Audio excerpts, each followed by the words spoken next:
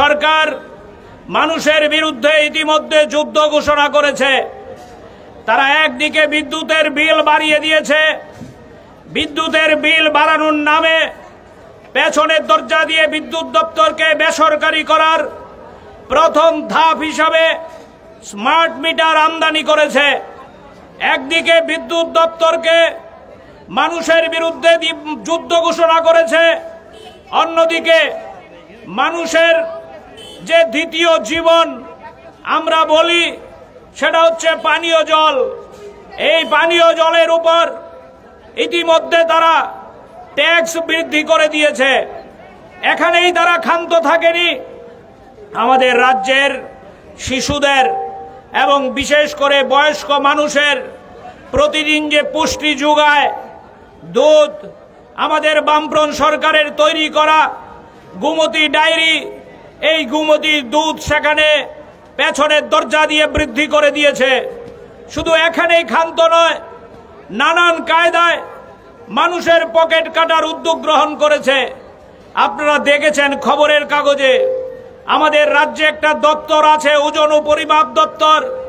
এই ওজন ও পরিমাপ দপ্তরের মধ্যে আমাদের যারা ছোট ক্ষুদ্র ব্যবসায়ী, বড় ব্যবসায়ী থেকে শুরু করে সবাইকে বৎসরে একবার দাড়ি পাল্লা বাটখারা এগুলিকে রিনিউ করতে হয়, নবীকরণ করতে হয়।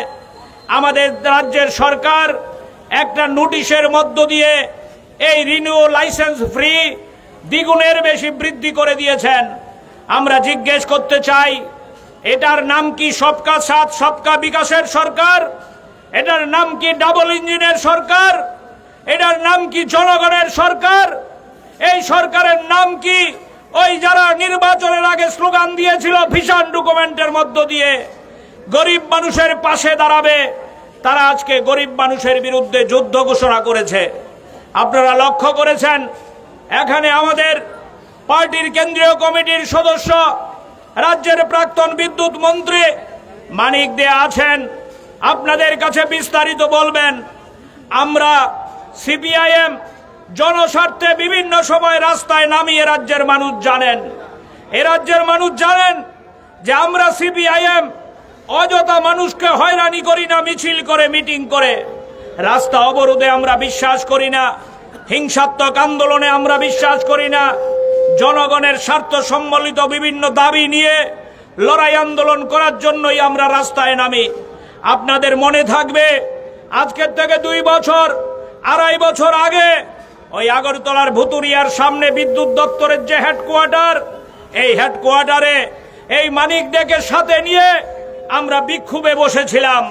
আমরা সেদিন স্লোগান তুলেছিলাম, রাজ্যের বিদ্যুৎ দপ্তরকে বেসরকারি হাতে আস্তে আস্তে করে তুলে দেওয়া যাবে না। ওই সেদিন আপনারা জানেন আমাদের রাজ্যের মধ্যে ওই ফিটকুর মতো, ওই সাই কোম্পানির মতো কতগুলো বেসরকারি কোম্পানিকে ডেকে বিদ্যুৎ পরিষেবার দায়িত্ব দিয়েছিল। 2 বছর অতিক্রান্ত হয়নি। আমরা সেদিন সন্দেহ প্রকাশ করেছিলাম, এই প্রাইভেটের হাতে বিদ্যুৎ দেওয়া মানে রাজ্যের সর্বনাশ ডেকে আনা।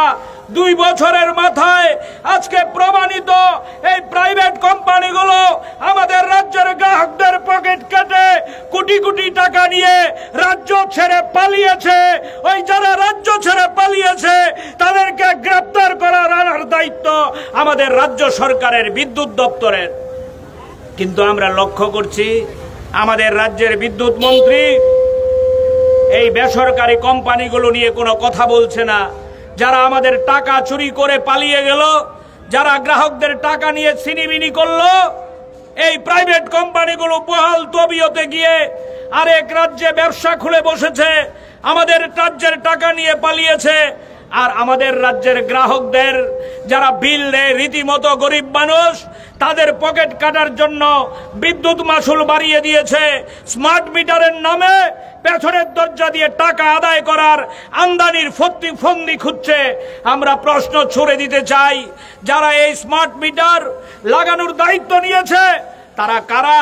তাদের পেছনে সরকারের কোনো শিলমোহর আছে? এই বেসরকারি কোম্পানির হাতে এই স্মার্ট মিটার ছেড়ে দিয়েছে। স্মার্ট মিটার নিয়ে প্রতিদিন খবরের কাগজে অজস্র খবর বেরোচ্ছে।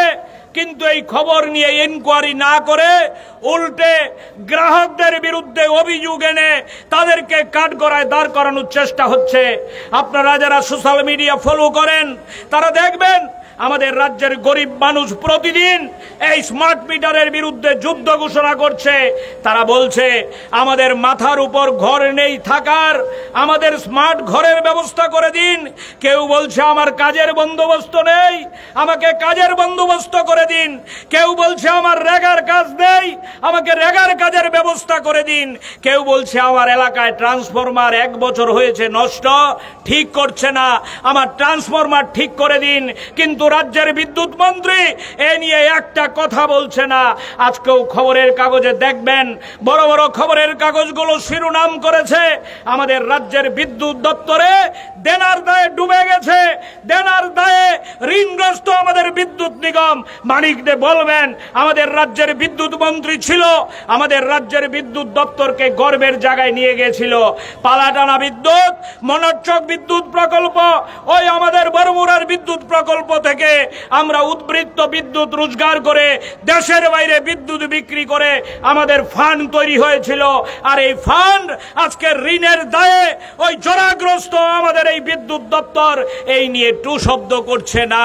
এই ঋণ পরিশোধ করার জন্য পেছন দিয়ে গ্রাহকদের পকেট কাটছে। একই কায়দায় ওই জলকর বৃদ্ধি করা হয়েছে। মানুষ বাড়িতে পানীয় জল পায় না, এক বেলা গেলে আরেক জল নাই, জলের সাথে কেঁচু যাচ্ছে, পিঁপড়ে যাচ্ছে, আরশোলা যাচ্ছে, বিশুদ্ধ পানীয় জল নেই। আগরতলার হেডকোয়ার্টার নেতাজি চৌমুহনীর কাছে কদিন আগে আপনারা দেখেছেন খবরের কাগজে এই জল পান করলে জন্ডিস হচ্ছে। ডাক্তাররা সার্টিফিকেট করেছে পৌরসভার জল থেকে পেটের রোগ হচ্ছে। আগরতলা শহরে দূরবর্তী কোনো জায়গায় না, বিশুদ্ধ পানীয় জল যারা সরবরাহ করতে পারে না তারা জলকর এক কলমের খোঁচায় বাড়িয়ে দিয়েছে। ওই আমরা আজকে জানেন আপনারা ক্যার পূজার ছুটি, আমরা আধিকারিকদের কাছে সময় চেয়েছি। আগামী সোমবার আমরা ওই রান্নার গ্যাস যারা সাপ্লাই দেয় আগরতলা শহরে মাটির নিচ দিয়ে, যারা আমাদের পিএনজি গ্যাস, অটো রিক্সা, বাস গাড়ির যে গ্যাসে চলে, এই গ্যাসের দাম বাড়িয়ে দিয়েছে। আমরা ঠিক করেছি সদর মহকুমার পক্ষ থেকে আগামী সোমবার এই জল বোর্ডে আবার আসবো, ডেপুটেশনের কপি নিয়ে অফিসারদের সাথে মিলিত হব। গুরকা বস্তিতে আমরা যাব, ওই যে যারা গ্যাস সাপ্লাই দেয় যেই সংস্থা আছে টিএনজিসিএল, তাদের সাথে আমরা ডেপুটেশনে মিলিত হব। আধিকারিকদের আমরা প্রশ্ন ছুড়ে দিতে চাই, আপনারা কার স্বার্থে, কার কথায় আপনারা গরিব মানুষের পকেট কাটছেন? সরকারের রাজনৈতিক সিদ্ধান্ত ছাড়া এটা করা সম্ভব না। আপনাদেরকে সর্বশেষ আমি সতর্ক করে দিতে চাই বন্ধু, আমাদের রাজ্যের যে শাসক গোষ্ঠী বিজেপি, আমাদের রাজ্যের শাসক গোষ্ঠী যে তিপ্রামথা, তারা নীতিগতভাবে দিল্লিতে বসে সিদ্ধান্ত করে বিজেপি সরকারের হাত দিয়ে মানুষের স্বার্থে কোনো সিদ্ধান্ত বের হতে পারে না। বিজেপি মানেই হচ্ছে জনবিরোধী। এটা গত 8 বছর ধরে আমরা অক্ষরে অক্ষরে প্রমাণ পাচ্ছি। তাই আপনাদের কাছে আহ্বান করতে চাই, এই শাসক গোষ্ঠীর শাসক যারা বিজেপি দল, এই বিজেপি দলকে জনবিচ্ছিন্ন না করে, বিজেপি দলকে কোণঠাসা না করে জনস্বার্থের লড়াই আমরা সফল করতে পারবো না। তাই চলুন, একদিকে আমাদের এই জনস্বার্থ সম্বলিত লড়াই রাস্তায় নেমে চলবে, অন্যদিকে বিজেপির বিরুদ্ধে সাংগঠনিকভাবে আমাদের লড়াই চলবে। যারা আমাদের কথা বলতে দেয় না, যারা আমাদের লড়াই করতে দেয় না, যারা রাস্তায় নামলে চোখ রাঙায়, তাদের বিরুদ্ধেও পাড়ায় পাড়ায় আপনারা লড়াই তৈরি করবেন, আন্দোলন তৈরি করবেন।